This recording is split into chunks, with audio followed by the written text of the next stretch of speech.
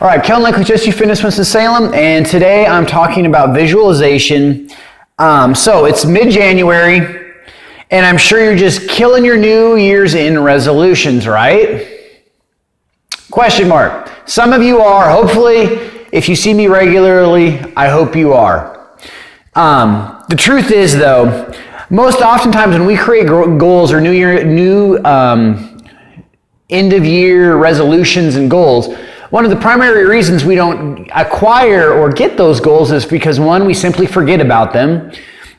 This is off topic, but I think it's invalid, is we don't set hard deadlines and keep ourselves accountable to those deadlines, which is why getting a trainer is, people generally have way more success doing that because there's someone to keep them accountable. But really, it's because we forget them. And one of the easiest ways that we can prevent ourselves from forgetting about our goals and where we want to go is by visualizing them. All right. So, don't roll your eyes. I'm going to show you a quick study on why this works so well. And it's proven. It's just not hearsay. So the Russians, they got 4 groups of Olympic athletes. So these people aren't losers. They are very successful, driven people. And Group A trained 100% of the time physical. This is traditional practice. You go, if you were a soccer player, you just do what coach told you to do. You run around, kick the ball, whatever. And they did 0 mental exercises or mental training. Okay? Group B, they trained 75% of the time. In the physical sense, 25% of the time was dedicated to mental exercise. All right, which in my opinion, before I read this study, seemed perfect. 25% or 75% physical, 25% mental. Seemed like a good niche. Group C, on the other hand, it was a 50-50 split. And then Group D was 25% physical training, 75% mental training. So, which group do you think performed the best? Like I said, my vote was with the 75 physical, 25% mental. Long story short, I was wrong. It was the last group, Group D. They only did 25% physical training, 75% mental. So does visualization work? This is an infamous study. It's very famous. Obviously, yes. The study says the Soviets had discovered that mental images can act as a prelude to muscular impulses. That is pretty crazy. And it's just not me, right? So what is creative visualization? Creative visualization is different from daydreaming. That's the first thing you need to understand. You just can't sit there and think about eating all the ice cream and it making a difference and expect to get skinny, all right? Although that would be immensely epic if that happened. To be effective at visualization, you need to think in the first person and in the present tense. That's one of the key things.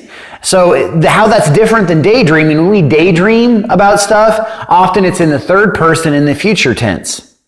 And then to go alongside that, you need to create positive speech patterns. So you need to add affirmations into your thinking patterns. Okay, so how does this work? To illustrate kind of the philosophy on why visualization works, I'm going to read a quote from Napoleon Hill's famous book, Think and Grow Rich. And he says, "If you think you are beaten, you are. If you think you dare not, you don't. If you like to win, but you think you can't, it's almost certain you won't. If you think you'll lose, you're lost. For out of the world we find, success begins with a fellow's will. That's all in the state of mind.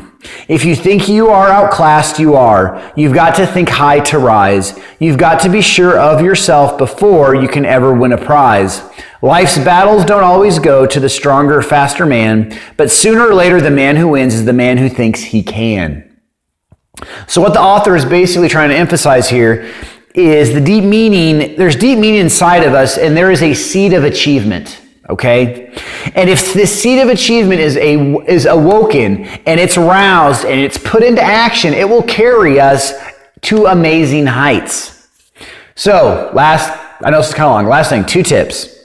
Okay, number 1, create positive affirmation statements and visualize yourself achieving your goal. Place these on your car, your desk, wherever it is so that you can see it. Number 1, you'll be reminded of it. Number 2, it will remind you to practice what you're trying to accomplish.